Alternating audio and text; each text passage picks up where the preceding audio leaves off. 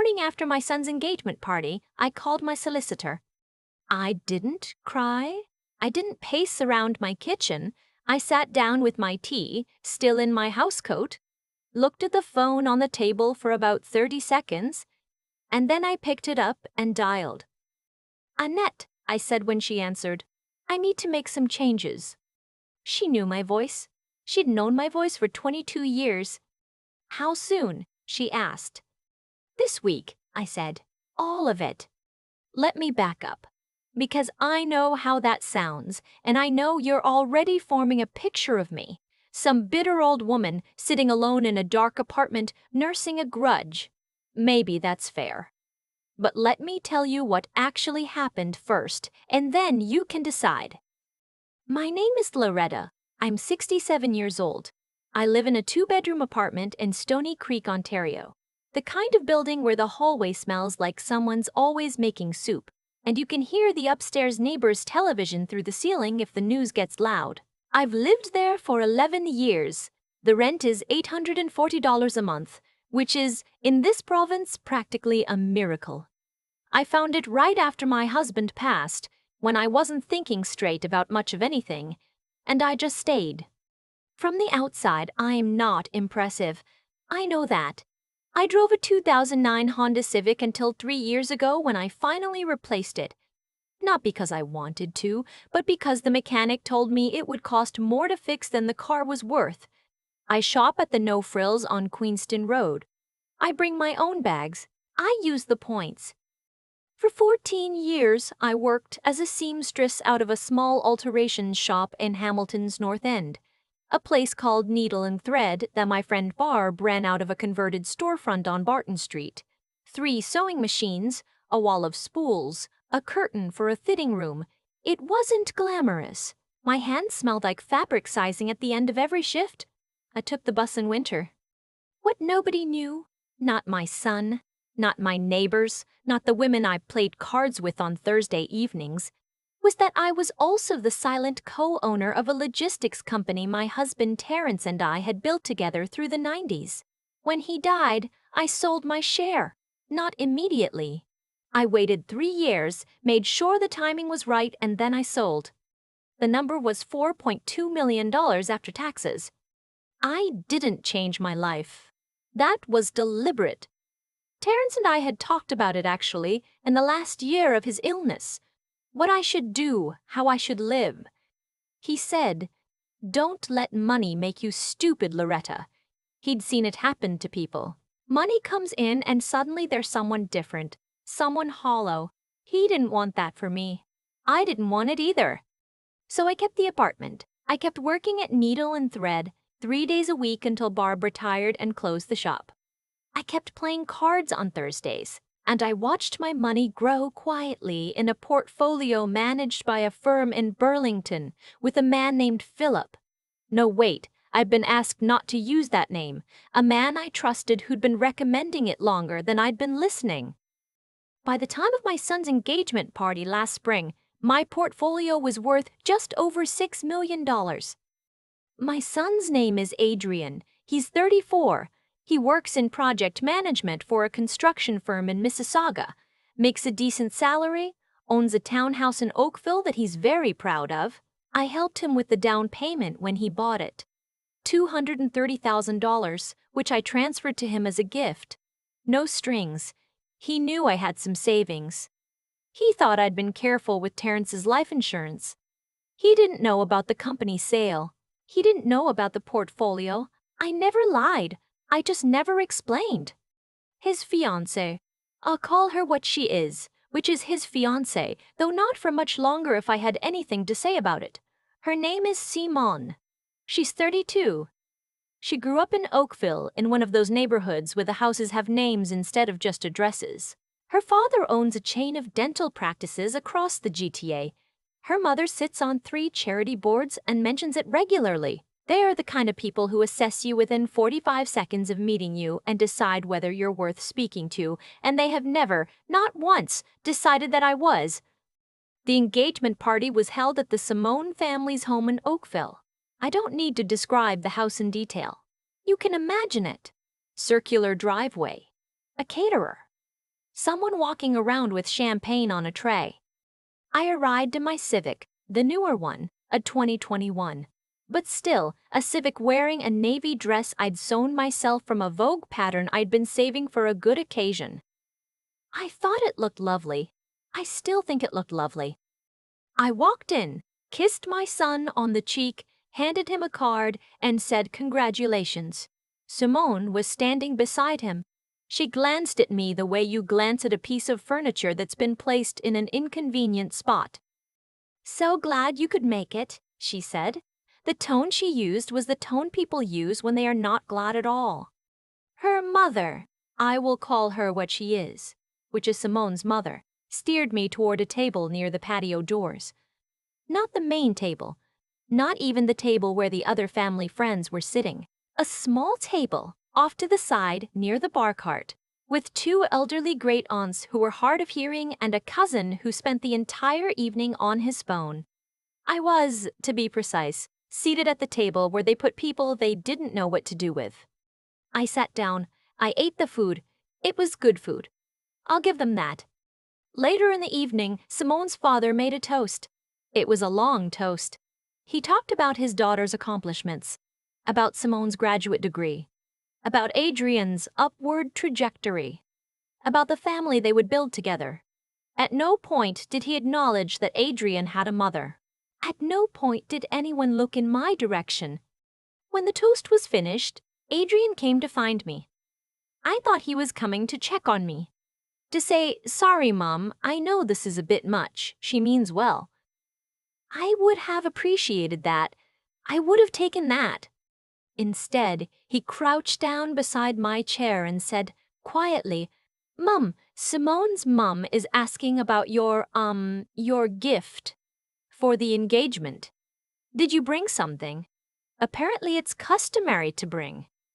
"I brought a card," I said. He looked at the floor. Yeah, they were sort of expecting. They gave Simone a bracelet from Tiffany's, and Simone's aunt brought a check for $5,000? "Adrian," I said, "I brought a card." He nodded. He went back to the party. 15 minutes later, Simone found me. She stood in front of my table with a flute of champagne, and that particular expression that certain people have perfected, the one that reads as pleasant on the surface but lands like a slap. "Loretta," she said. She never called me anything with warmth, not Mrs. Finch, not even an attempt at Mom. "Adrian tells me you're a seamstress." I said. "I'm retired now." She looked at my dress. "Did you make that yourself?" "I did." "That's very—" She paused, choosing her word like she was picking something off a plate she found unappetizing. "Practical." She walked away. I finished my tea. I set down the cup. I picked up my cardigan from the back of the chair, folded it over my arm, found Adrian in the crowd, and told him I was heading home. He hugged me. I let him. I got in my car, and I drove back to Stoney Creek. And the next morning, I called Annette. She came to my apartment 2 days later. She sat at my kitchen table with her briefcase, and we went through everything. The will, the trust structure, the beneficiary designations. It took 4 hours. When we were done, Annette packed up her papers, accepted a cup of tea, and said, "Loretta, are you sure?" "I'm sure," I said. "He may come around." "He might," I said. "But right now, I need him to understand that what he did has consequences. And he won't understand that if I don't show him." She nodded. She left. I want to be clear about what I changed, because it matters. I did not cut Adrian out completely. I'm not that kind of person, and I don't want to be. What I did was restructure. The bulk of my estate, just over $5 million at that point, went into a trust that would not be accessible until certain conditions were met. Conditions I wrote out very carefully with Annette's help. The townhouse was also part of the picture. When I'd given Adrian the down payment, I had done it as a secured loan against the property, not a gift, something my solicitor at the time had recommended, though I'd never mentioned it to Adrian. On paper, I held a private lien, not something that would come up in his daily life, but something that was very much real. I also wrote a letter. I put it in an envelope and mailed it, actually mailed it with a stamp, to my son's address in Oakville. The letter said this: I love you, Adrian. I have always loved you. But love is not the same as approval. And what happened at that party was not acceptable. Not Simone's behavior. That I expected, because she has never pretended to think well of me. But yours. You have known me for 34 years. You know who I am. And you chose in front of a room full of people to let me be made small. I need you to think about that. I am not going anywhere. But some things will be different now. I didn't mention the money, not once. He called me 3 days after receiving the letter. I could hear from his voice that he'd read it more than once. Mom, he said, I didn't think it was that bad. I know you didn't, I said. She was just nervous. The party was a big deal for her family. Adrian, I said, when you came to my table that night, do you know what you asked me? Silence. You asked me about a gift. You came to check on me. That's what I thought. But you came to ask me about a gift. More silence. I need some time, I said. I'm not angry anymore, but I need some time. We hung up. He called again a week later, and then again. Simone did not call. I did not expect her to. What I did not know, what I found out about 2 months later, through a phone call from a friend who happened to know someone at the regional land registry, was that Simone's father had been having some trouble. The dental practice chain had expanded too quickly. There were 3 locations operating at a loss, and someone, somewhere, had filed a complaint with the Royal College of Dental Surgeons of Ontario about billing irregularities at 2 of the locations. Nothing proven, nothing public yet, but the kind of trouble that tends to get bigger before it gets smaller. I didn't do anything with this information. It wasn't my business. I filed it away and continued with my life.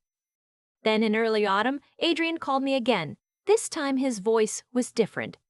Mom, he said, I need to tell you something. He told me that Simone's father had approached him about a loan. Not a small one. He wanted Adrian to co-sign on a line of credit, personal, not business, and had framed it as a family gesture, a show of solidarity, a vote of confidence. Adrian had almost agreed. He'd been on the verge of signing. But then I found out what it was actually for, he said. The college complaint, there are lawyers involved now. It's not what I thought it was. What did you do? I asked. I said no, he said. I talked to a lawyer first and she told me to walk away.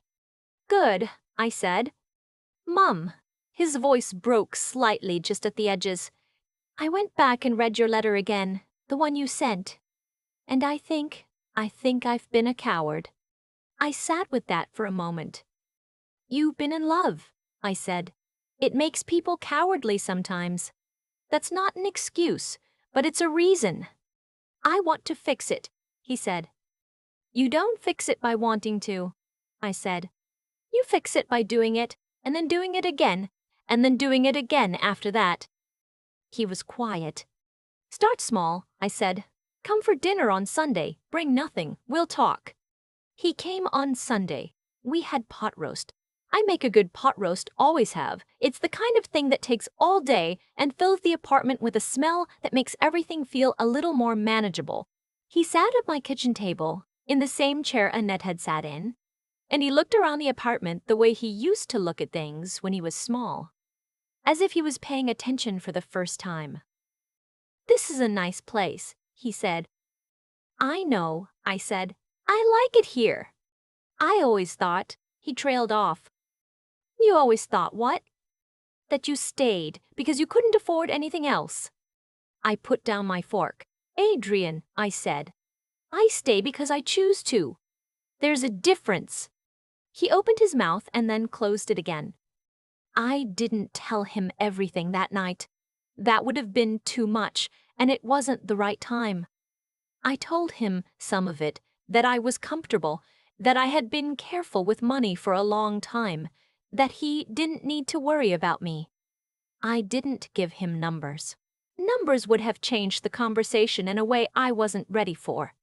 What I told him was this: the reason I gave you that card at the party is that I wasn't sure anymore what kind of man you were becoming, and the card was something I could take back if I needed to. He stared at me. "Did you?" he asked. "Take it back?" "Some of it," I said. "Not all." We ate the rest of dinner mostly in silence, but it was the good kind of silence, the kind that happens when two people are actually thinking rather than performing. That was 7 months ago. In the time since, Adrian has called me every Sunday. He came for Christmas, just the two of us. Simone had gone to her parents in Florida, which I was privately relieved about. He brought wine and a plant for the kitchen windowsill. We watched old Jeopardy episodes on the PBR and argued pleasantly about categories we both thought we'd win. Simone's father's situation became public in January. I won't go into details because I don't want to be accused of taking pleasure in someone else's misfortune. I will say that the college complaint was upheld, that there were fines, and that 2 of the dental locations are in the process of being sold. I also understand from Adrian that Simone's parents' own financial position has changed considerably. Simone herself called me in February. I missed the call, genuinely. I was at the grocery store, and when I listened to the voicemail, she said she hoped I was well and that perhaps we could have lunch sometime. I haven't called back yet. I'm thinking about it. Not because I want to punish her. I've thought about that a lot, about whether what I want is punishment, and I don't think that's it. What I want is honesty. I want to have a meal with this woman and have her speak to me like I am a person who matters, not a person who needs to be managed, and I'm not sure she knows how to do that yet. She was raised by people who evaluated the world in very specific terms, and those terms didn't include women like me. Maybe she can learn. People can surprise you. But I've also learned at 67 that I don't have to wait around finding out. I've learned that my time is mine. My apartment is mine. The pot I cook roast in on Sunday afternoons is mine. The portfolio, quietly growing in Burlington, managed by a man who sends me quarterly reports I read at the kitchen table with reading glasses and a cup of Earl Grey, is mine. None of it was handed to me. None of it arrived because someone looked at me and thought, "She seems like she'd be worth knowing." I built it the way I built most things in my life. Stitch by stitch, choice by careful choice, without making much noise. What I know now, at the end of all this, is something I probably knew before, but didn't have the words for. A person's value isn't something you can see in a parking lot, or read off a dress, or determine by which table they're assigned to at a party. It accumulates quietly, over decades, in ways that don't always show. And the people who miss that, who stand in their oak-filled kitchens with their Tiffany bracelets and their caterers and their careful, assessing eyes, those people are the ones who end up surprised. I have never once been surprised about who I am. And I don't intend to start now. I think about that engagement party sometimes, not with bitterness, not anymore, but with a kind of clarity that only comes after enough time has passed.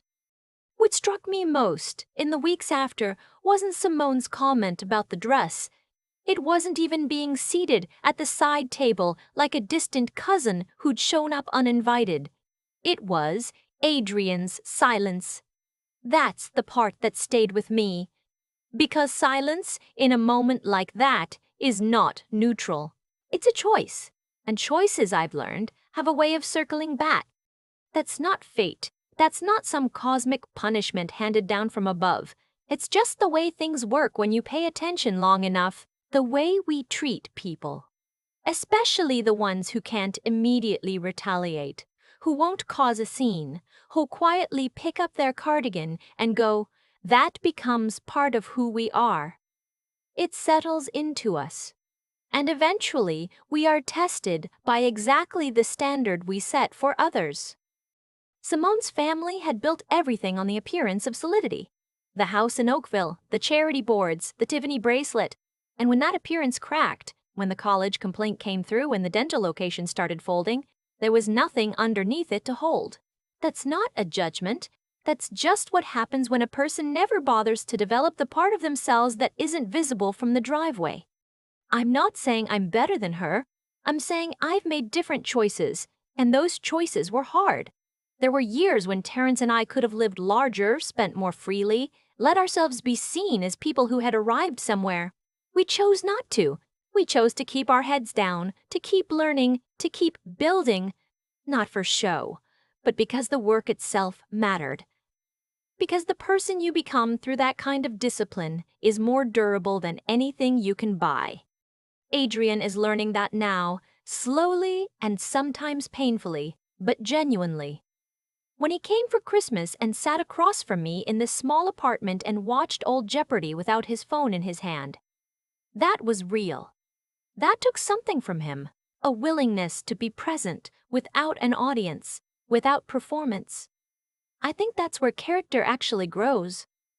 In the ordinary moments when there's nothing to prove and no one watching. What I want for him, what I've always wanted, is for him to be the kind of man who does the right thing even when it costs him something.